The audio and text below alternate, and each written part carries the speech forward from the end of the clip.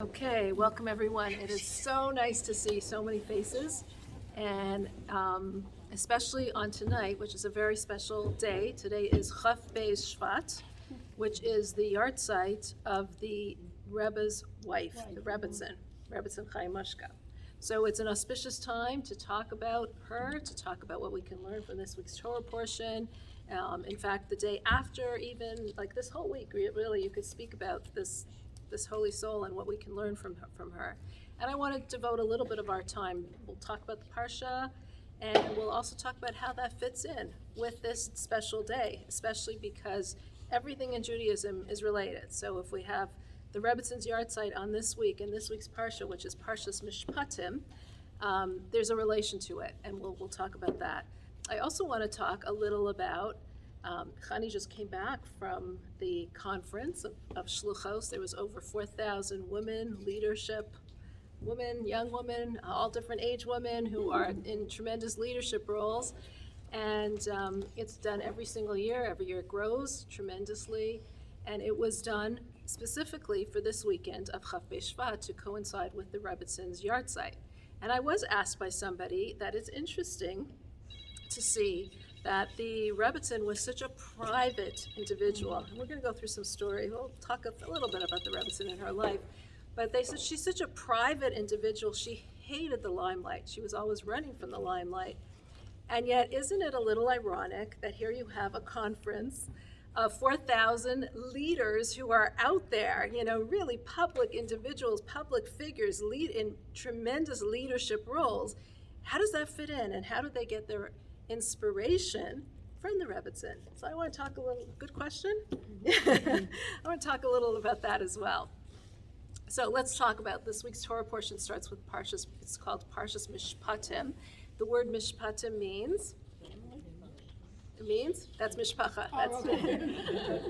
It means judgments, laws. These are different laws. And it starts off with Ve'ela ha-mishpatim asher tasim lifnehem. These are the laws that you should put in front of them, that you should teach the children of Israel.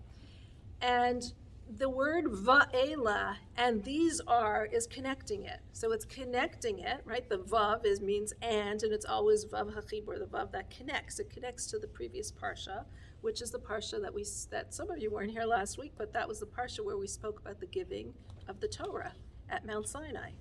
The tremendous event of the giving of the Torah, the most awesome event in history, where God actually descended on Mount Sinai and communicated with us, with human beings, where physical and spiritual kissed, they touched each other, they became connected in a way that was never permitted to be connected. And from there on in, there is this connection. So that is why before Matan Torah, before the giving of the Torah, things didn't stay holy, but after Matan Torah, things are holy, like physical objects are holy. Like we take a siddur and we kiss it, we take a Torah and we kiss it. The Torah is made out of an animal, it's made from the animal skins, and yet the Torah, it becomes a holy object. Before the Torah was given, things did not stay holy. Things that were holy was in the spiritual, physical, is just physical. There's this divide between the spiritual and the physical. And you could not make something physical holy, just like you couldn't make something spiritual physical. And that became completely, that law of spiritual and physical staying separate, the heavens staying in the heavens and the earth staying in the earth, completely merged as the two came together, as God descended on Mount Sinai and Moses went up to receive the Torah. So this was the most awesome, awe-inspiring event in history ever. And we spoke about the Jewish people receiving the Torah and how it was just incredible, but the kind of feeling, they actually felt godliness. It was physically sensed with their eyes, with their ears. They could actually sense clarity. It was so clear to them what truth and what holiness was. So following that Torah portion, we would assume that the following Torah portion of Mishpatim would somehow continue on in that theme of just like, wow, the thunder, the lightning, the awe-inspiring spirituality was being felt. And we start off with laws, simple laws. Laws of if you have a servant, how you need to treat him, right? And remember this, how did a person have a servant? In Judaism, what does it mean that a person was a servant? Judaism had a very fair way of doing things. What happened was, suppose a person stole, or they committed some kind of crime, and they had no way of paying it back. What could they do? They could actually, instead of killing them, instead of imprisoning them, we actually want to make them functional human beings. So what could they do? They could sell themselves as a slave for a certain prescribed period of time. And then during this time period, which is a 7-year time period, after 7 years of Shemitah, a person goes free. But during this time period, they are paying back what they owe. So Judaism then goes on to say how you need to treat this slave. So this person who has committed a crime, who is kind of a lowly level person, who is on the bottom of the spectrum of society, the Torah is worried, though, how you treat him. And in Judaism, if you acquire a servant, it's like you acquired a master. Because if you have only one pillow, guess who gets the pillow? The servant. Okay, so it's not even like you can for sure not mistreat the servant, but how you need to treat him extremely respectfully and with a tremendous amount of human dignity. So this is the rules that the Torah is starting off with, specific rules of how to treat a servant, how to, if you borrow something, all these various laws and rules that are very physical and down to earth. And the question is like, wow, we go from the giving of the Torah, this awe-inspiring event, to real practicality. But if you liken it to a wedding, I remember when my daughter called me soon after she got married. And it was, Ma, how long do you boil an egg for? No clue. Okay. Or how long does the chicken have to be in the oven for? How long do I do the fish for? Or how do you get stains out of clothing? Something that she hadn't been at all interested in before suddenly became a reality to her. And that's kind of what this week's Torah portion is. Torah is telling us that Torah is not in the heavens. It's not something spiritual. It's not far away. Of course it's that too. But we take the spirituality and we apply it to real life. Now we're going to real life. We had the awesome experience of communicating with God, communicating with our Creator, communicating with the infinite, feeling that infinitude. And what comes next? How to treat somebody. How to treat not only somebody, how to treat your slave, how to treat him in an appropriate way, how to do various specific laws, how to do them, what to do in your day-to-day life, because that is really what Torah is about. That's the beauty of Judaism. It's not something that you take and you go meditate on this mountain, away from physicality, from materiality, where you're spiritual and you're just worried about yourself and your own self-growth. No. Torah is about interacting with others. Torah is about living here in this world and creating a home for God in this world. So creating physicality, using materiality, and elevating it, making it into something godly. That's the lesson of Mishpatim, and that's why it begins with Va'ela, with that connecting thread. Just like the 10 Commandments that we just spoke about, the 10 Commandments, which is, I am God, your God, don't believe in any other things other than God, etc., all the rest of them. Now we're translating that. What does that mean? Basic laws, simple laws of how you live your life. Interestingly as well, we know that there's 3 different kinds of laws in Torah. We have Mishpatim, which is one kind of law, but we also have Chukim and Eidos, right? Did you say that again? Chukim, a chok, and Eidos. So a chok is the kind of law that we completely have no understanding of. We don't understand why. For example, don't wear wool and linen together. Now we can have a taste of it, like we know that the different energies of wool and linen don't combine together, and therefore we can't, but we don't really understand why. Certain animals are kosher, certain animals are not. I actually read somewhere where I think the source of that, of the wool and linen, and it's just totally, it could be part of the reason, but it actually, it would remind Hashem of the sacrifice of Cain, the bad one, right? Yeah, and because it was wool and linen in there, and because it would remind, that's why we don't wear them. Interesting. Whether I read it, I don't remember, but I Interesting. Yeah. It sounds familiar. So there's definitely like some explanations in what we call ta'ameh mitzvah, which means like it's a taste of the mitzvah.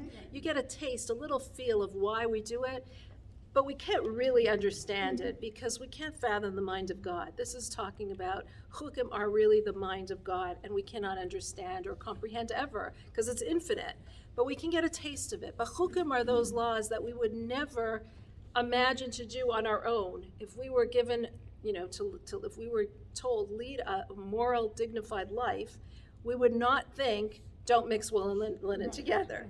We would think of something like honor our parents. It makes sense. Honor your parents. Your parents gave birth to you, so they've raised you. They've held you. They've held you for so long. Now it's time for you to honor them as well. Honor the people who did that.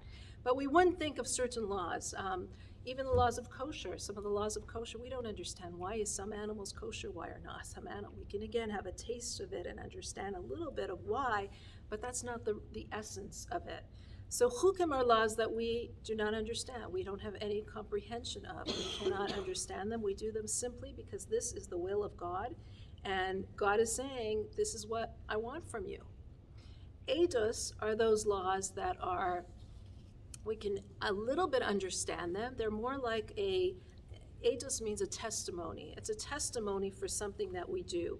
So for example, the law, keeping Passover, the laws of Passover and keeping Passover as a holiday, we can understand it because we're trying to remember as a national holiday what happened to us years ago when we were freed from Egypt. So it's kind of a memory, it's a testimony to what we've done. The Shabbat, we're remembering that God stopped working on the Shabbat. So it's not things that we would think of on our own, but we can have a little glimpse of it. Mishpatim are those laws that we can very much understand. It's like it says that if we wouldn't have the laws of modesty, we would learn it from a cat. Just like a cat is modest in how they go about them, doing the things that they do, we would learn these things from others around us. We would learn the laws of every law. Every country has civic laws, has laws that we understand, that it makes sense to have a functioning community, a functioning society. You need laws like don't kill, don't murder, don't speed, okay? All these things, wear a seatbelt, all these things are laws that we can understand. So mishpatim are those laws that had we thought of on our, had we needed to think of them on our own, we could have thought of most of these laws on our own. And the majority of the laws in this week's Torah portion are those that fall into the category of mishpatim. And yet, the Torah says to us, these are the mishpatim asher tasim lifnehem, that you should put before them. And the word lifnehem, the commentaries explain in three different ways. What does it mean you should put these laws, these are laws that we understand, put these laws before them? One first explanation is, these are the laws that you should put before them, meaning if you are judging, if you're going to court for a civic matter, don't go to a secular court of law, go to a Jewish court of law. Even if the law is the same in a secular court of law, do it in a Jewish court of law. So whenever possible, we try to go to, if it's a matter between two Jews, that we have a dispute, we go to what's called a Beit Din, which is a rabbinic court of law, in order to decide what is the law. If one person thinks another person wronged them, we go to the Beit Din and they decide this. So lifnehem, go before them, go do these laws in your own court of law, in the Jewish court of law. Another meaning of lifnehem is before you, means teach these laws to them in a way that they will understand them, that they will appreciate them. Like you have a table that's set. It's not just a plain table, but it's a table that's set with all the delicacies, meaning teach the laws in a way that it's full, that's something that they can understand. And the third way that it's understood, and this is the more mystical dimension, the Hasidic dimension, is from the Alter Rebbe, and he explains lifnehem is from the word pnimius, which means inwardness. Make these laws something that they understand from the inner aspects of their being, from the inner parts of their being.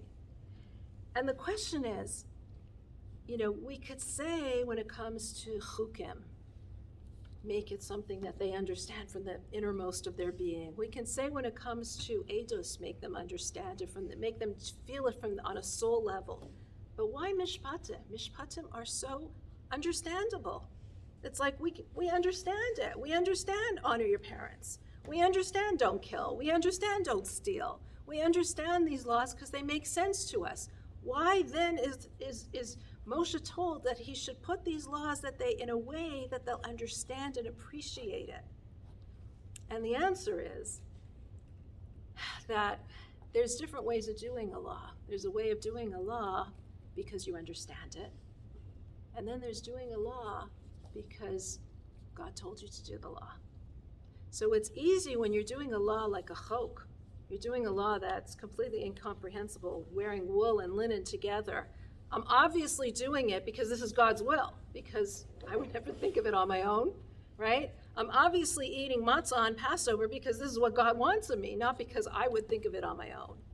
But when we're doing a mishpat, a law that is something that we understand, this too, God is saying, do it, not only because you understand it, but do it because God is telling you to do it.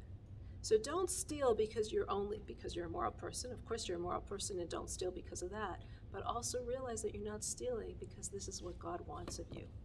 And we can liken this to, when we're in a relationship, husband and wife relationship. So there are certain things that the wife wants the husband to do, and the husband can't for the life of him understand why he has to do that. Okay? I'm sure we all have examples. I know I most certainly do. Okay, one of mine is like, don't leave your coat on that dining room chair. And don't leave any books on the dining room table. And for the life of him, my husband's like, it's a perfectly usable surface. Why can't I leave anything there? And my son now as well. Like, why can't I leave anything there? Like, it's so usable. Why do you need it empty? If you see something, pick it up. Yeah. Really. So there are certain things that husbands will do just because their wife wants them to do it, even though they completely don't understand. It doesn't make any sense. Sorry? Venus and Mars. Venus and Mars, exactly. So they know they do it because this is what she wants me to do. And it's obvious when they're doing those laws that they're doing it because their wife wants it, because in their mind it's completely illogical and completely incomprehensible. But then there are certain laws or certain rules in the house that make sense to them. They also want a nice house. They also want a clean house. So even if they don't like doing it, they'll do it because not only is this something that she wants to have done, but this is something that I also want in my house. I also want my house to look presentable. So even those laws, though, the Torah is saying, even those laws, do it because you want it, but also do it because this is what she wants. That's how you build a relationship. Because when you build a relationship that's from enthusiasm, from vitality, from when there's an enthusiastic way of doing it, you need to do it because you understand it, but also because this is what she wants, because I want to connect to her. Because I am married to her, I'm married to the most wonderful person in the world, and therefore I want to connect to her. And how do I connect to her? I want to connect to her by doing something that's meaningful to her. Even if I also understand it, I'm not only doing it because I understand it, I'm doing it because this is what she wants. This is something that's important to her. And that's what the Torah portion of Mishpatim is, and that's why Hasidim used to often say, we should only do chukim, we should only do with Mishpatim with as much reverence to God as we do chukim. Meaning chukim we can't even understand, so of course we're doing it because this is what God wants. But we should do mishpatim too because this is the will of God. So this is something that we learn from this week's Torah portion of Mishpatim. We learn the idea of connecting to God in a very physical way, through the practicality, through the practical aspects of life, not in the heavens, not secluded on a mountain, but actually using materiality, physicality, our daily schedule to connect and to forge this relationship, this deep relationship with God. And that's why I found that it's so interesting that this is the week of Chaf Shevat, of the yahrzeit of the Rebbetzin, because I think the Rebbetzin very much epitomized living a very holy, dignified life, very much aware of what's going on around her and what's the materiality around her, though she didn't lead a materialistic life at all, but very aware of what's going on and putting godliness down to earth in all aspects of life. So I want to share with you, we don't know much about the Rebbetzin, the truth is. There's a few stories that emerged over the years. We don't know a lot because she very successfully hid herself from everyone. She really hated the limelight and never wanted to be in the limelight. She never wanted to get respect just because of who she was. And so very much she was very hidden in the sense that she shunned any kind of public role or any kind of public influence or any kind of respect that people would give her. She very much ran away from that. In fact, in one of the stories, which is very a popular story, her attendant, who was Ari Halberstam, not Ari, what's his name? Chesed Halberstam, thank you. His son was Ari, yeah. He was an attendant in the Rebbe's house, and the Rebbe very much encouraged the Rebbetzin to go out. She was very much at home. So he would take her for an excursion. He would take her out for a drive to get some fresh air. And they would go to Long Island very often. She would walk in the parks there. Sometimes his son, who was killed, who was murdered, on the Brooklyn Bridge, Ari Halberstam. Sometimes they would pick him up and take him with, and she would like to push him in the park. She would push him on the swings. But they always would go on a certain specific route to Long Island, and he would drive her. And one time he was driving her as usual, and the road that they usually took was closed, so he had to take a detour around a different road. He took this different road, and as they passed through this side road, there was like screaming. They heard screaming from the road, from this woman who was on the road. And the Rebbetzin said, "Could you please go back and let's see what was going on there?"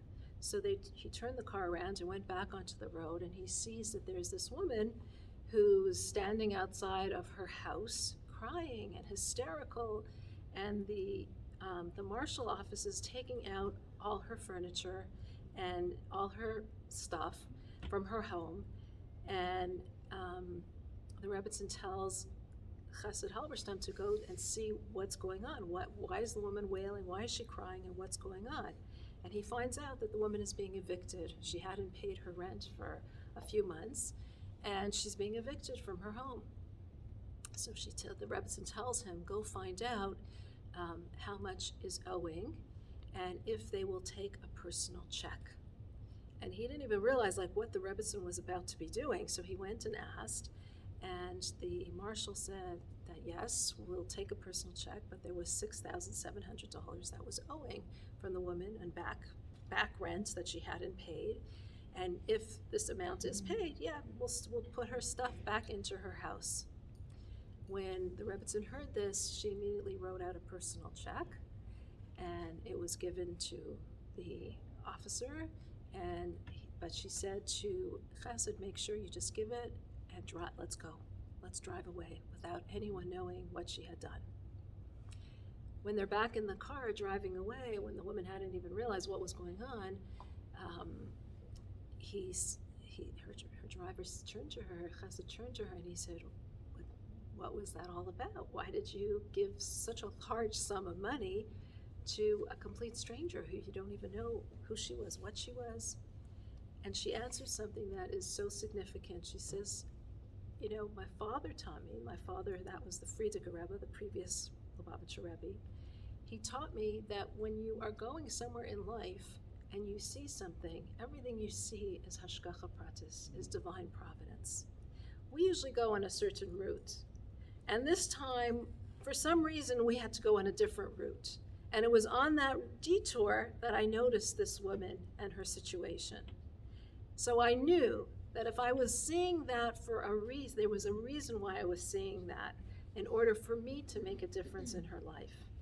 And this is what we really see. This is what Mishpatim is really all about. We're going through life, through the physical aspects of life, living in this world. We're not living in the heavens. You see something, you're seeing it for a reason. You're seeing it in order to help somebody, in order to make a difference in somebody's life. And that really is like such a phenomenal lesson, because we're always seeing things in life. And how many of us are really, okay, we might not take out such a large sum of money, but how many of us are ready to roll up our sleeves and say, hold on, maybe I can help in some way, maybe I can make a difference. Another story that's told, this was a woman whose name was Louise Hager, who used to go to the Rebbitzin. She was like friendly with her family, knew the Rebbitzin.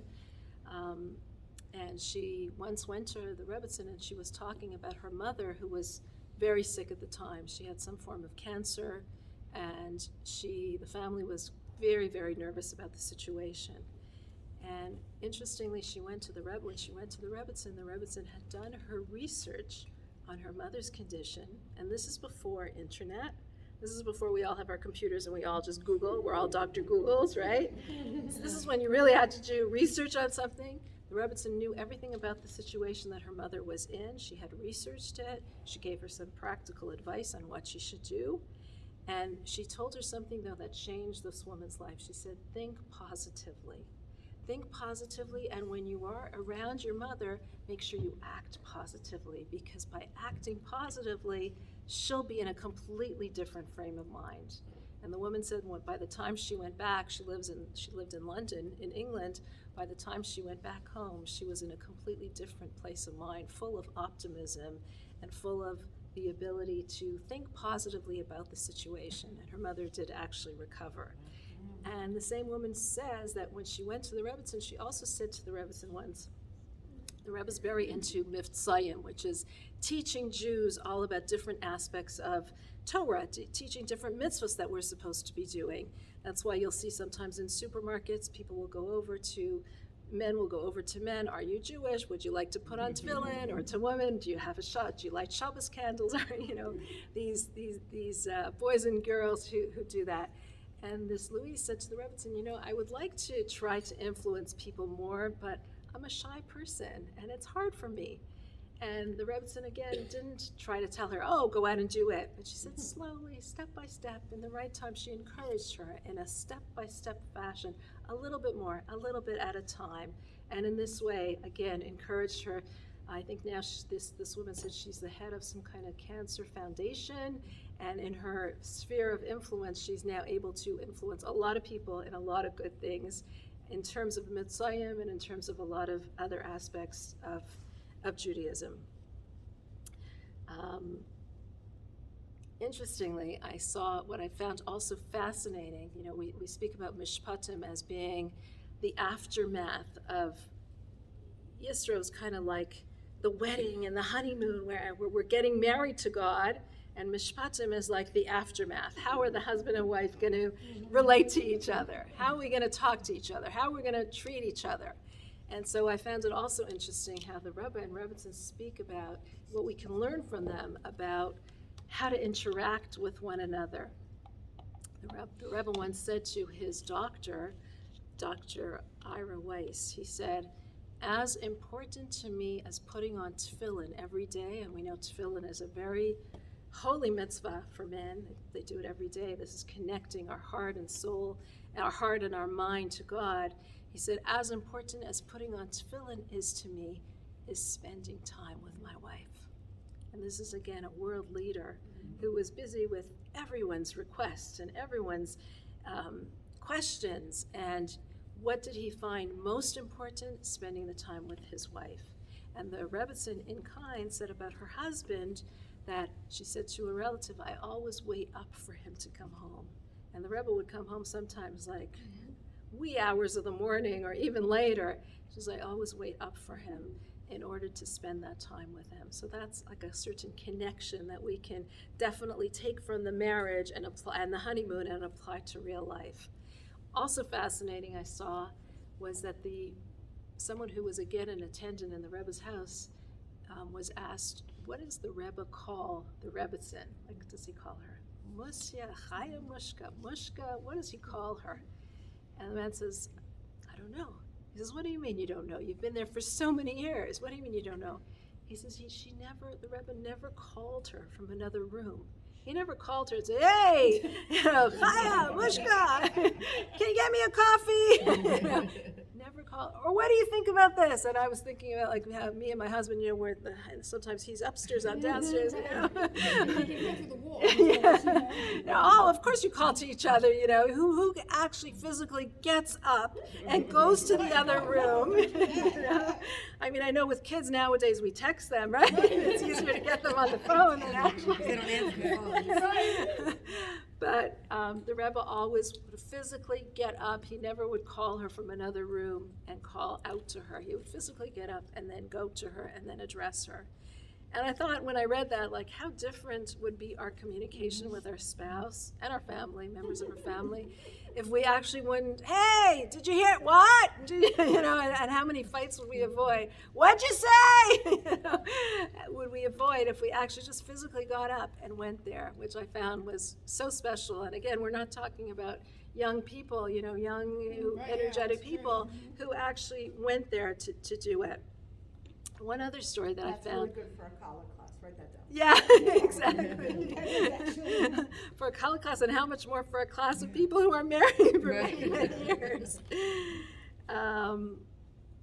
Another thing I found very interesting, there was a Rabbi Zalman Gurari who was again close to the Rebbetzin, and there was a time when the Rebbetzin had a certain problem, a medical problem in her eye. And he took her to a doctor who was explaining to her different ways of treating it. One option, another option, and it was a pretty serious thing. And he was explaining the various options and giving her the choice of what way to proceed. And when they went back into the car, the Rebbetzin asked this Salman Gurari to please find out more about these two different methods of treatment.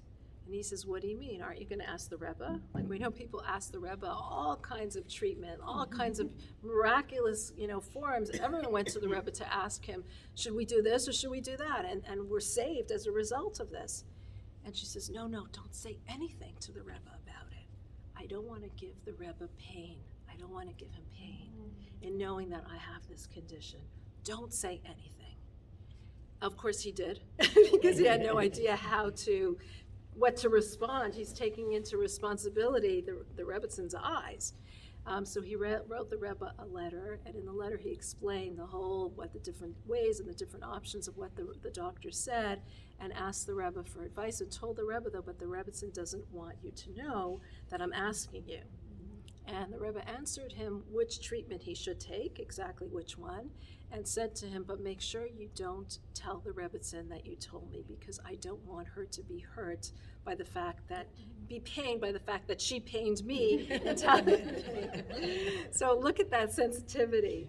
And we know many times, people reach the Rebbetzin to ask her, to ask the Rebbe for something, and she would wake up the Rebbe, she would ask the Rebbe for a blessing for various things. When people asked, all the time, she didn't feel that was inconveniencing him, because she felt this is what a Rebbe was for.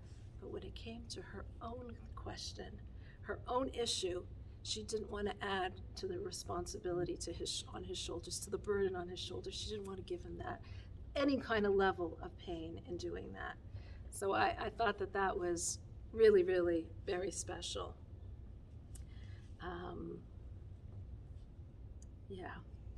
Okay, so, and one last thing. When the Rebbe had his heart attack,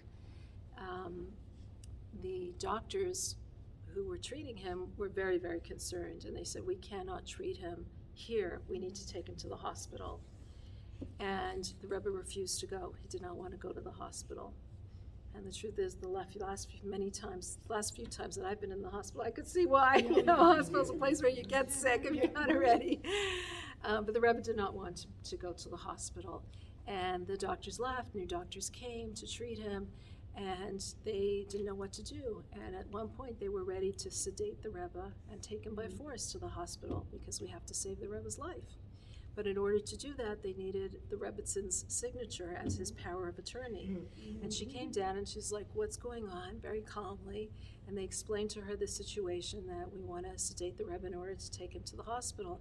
She says, I've never, in all the years that I've been with the Rebbe, known him to be out of control at any point in time.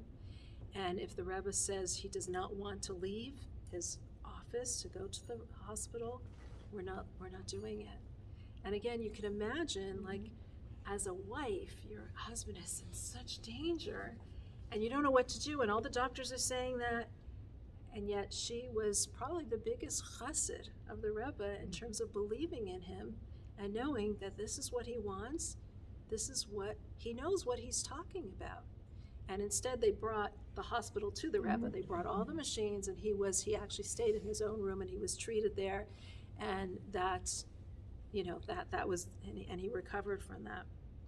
So this is a relationship that I think we can learn a lot about in doing the inspiration of honeymoon and marriage and bringing it down to earth in the day-to-day practicalities of life. And now I just want to address that last question, which I mentioned before, about the Kinnis HaShluchos, this conference of shluchos, of women who are such doers, so much out there, so in the public life. I mean, you can see from these glimpses how very private the Rebbitzin was, how we know so little about her, and how she shunned the limelight. So how is it that we make this huge conference for over 4,000 women leaders on the day of her yahrzeit, and how do we get inspiration from the Rebbitzin? How do women who are in such leadership roles get inspiration from the Rebbitzin, who seems like such a private individual? So when I think about the Rebbitzin, I think the phrase that comes to mind that epitomizes her is a phrase that we have in Tehillim, which is Kol Kfuda Bas Melech Penima. The honor of the daughter of the king is inward. Her regality as the princess, as the daughter of a king, she was such a regal woman, such an elegant woman, but it was Penima, it was inward, it was focused inward. It wasn't focused outward, it was focused very much inward. And when I think of that, and that really is a phrase that we use for the Jewish woman in general, that when we talk about sniot, modesty, when we talk about the daughter of the king, that her role is more of an inward role. And what does that mean? Does that mean when we say that our role is a more inward role, or that a person is penima? We actually had that word when we said lifnehem, when we said that these are the mishpatim that you should bring before them. The word lifnehem is from the same word of penimius. Bring it to the innerness of their soul. So that same word of penimius, of inwardness, what does it mean to be an inward person, a pnimi, a person whose focus is more inward than outward? And I think really that this is, in our generation, probably the number one challenge, because we are a generation that is so focused on externality, on what everyone else is saying, what everyone else is thinking. How many likes do I have? How many followers do I have? How many people am I an influencer? We're so focused on the externality that we sometimes forget the internality. The Rebbitzin's inwardness was focused inward, not because she couldn't be a leader, not because she couldn't be out there in the limelight, but because this is what she felt was her best way of helping the Rebbe in his role, being that support system for him, not being this woman who's out there cheerleading and doing things, but this is the best way that she could help him in the fundamental role that he was given as the leader of our generation. When a person is focused on inwardness, it allows a person to have confidence, to do what they need to be doing, to have the self-esteem to do whatever they need to be doing, whether that be a role outside in the public or whether that be a role inside. When you're not looking at others for recognition, when you're not looking to others for the accolades, for the yay, for the applause, you're ready to focus on what's the best thing for my situation? What's the best thing that I need to be doing? And that can sometimes be a role that's outwards, that's public. That can sometimes be a role that's inwards. Because your inwardness, your morals, your boundaries, your self-esteem, your morals, and what's leading your life is not what everyone else is going to say. What leads you to your decisions, what channels those decisions, is this internalness where you're so in touch with yourself, with who you are, with what your family needs, with those around you, that you don't care what everyone's doing. So I don't need everyone else to say, oh, you're so great, you're such a good ...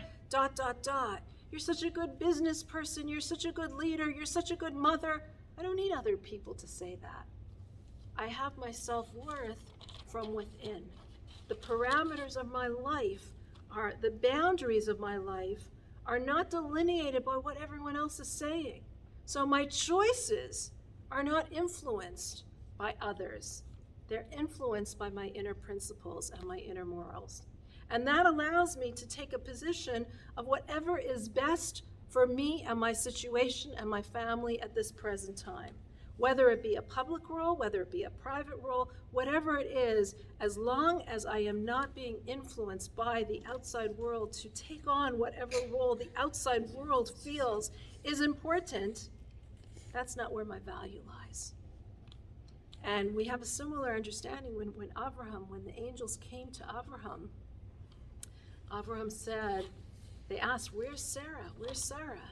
And he says, Hine ba'ayel, she's in the tent. And it didn't only mean she's in the tent physically. He meant her role is she's in the tent. She's in her home.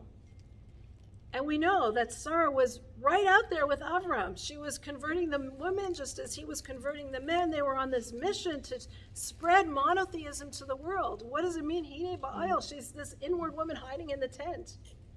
But again, it means her role was not dependent on what other people think. Her role was in the tent. She provided, she's a safeguarded place for her family where there's parameters, there's boundaries that are so strong in terms of her moral sense of her moral GPS of how to journey through this world. Her journey through this world was not dependent on what everyone else is going to be saying. It was very much her own inwardness, her own ayhel, her own tent of morals and of understanding of what is my goal and my purpose here in this world. What is my purpose and mission? So when a person sees this example of a woman who's not involved in externality, but is very much involved in internality, in innerness, in pneumius, whose role is not dependent on what others think of her, but she's strong enough in her self-esteem and in her self-knowledge of herself and her principles of herself that she's not looking to others for those accolades. That is when you can do anything. You can go out, you can go in, it doesn't matter. Whatever it is that whatever qualities and talents you have, you can use them for your mission in life. And I would say that today's young leadership of those 4,000 plus women who were at this conference are able to go out there because they value this inwardness. So they're out there without compromising their ohel, their own personal boundaries, their own personal morals, their own understanding of what God wants of me in this world is not being shifted by how the wind blows today and tomorrow. It's not being influenced by how society goes. And when a person has that strength and has that backbone, that is the greatest strength that we can have. That is the greatest strength, that we're not focused on the externalities of the world as so much of society is, but we're focused on the pneumius, the inwardness of what does God want of me. And when a person is focused on that, and his principles and morals are so strong, that is when you can accomplish anything. That is when you can go out to the four corners of the world and be the only Jewish person there, the only religious person there, and still stay true to your values and educate your family in staying true to your values, because you're not involved with the externality, but you're very much true to the innerness, the pneumius of what does God want of me. Okay, so that is what this week's Torah portion is all about.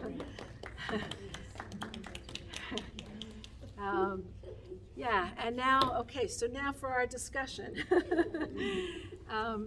Let's talk about how we can, there's a lot of externality in the world. There's a lot of external pressure that we all face from outside influences. How can we each create that safeguard, that safeguarded ohel, that safeguarded home for ourselves, those parameters, those boundaries for ourselves? How can we create that in our own lives so that we aren't concerned about what this one says or that one says, or the externalities of the world, how the different ways that the wind blows into today's society? Let's talk a little about that.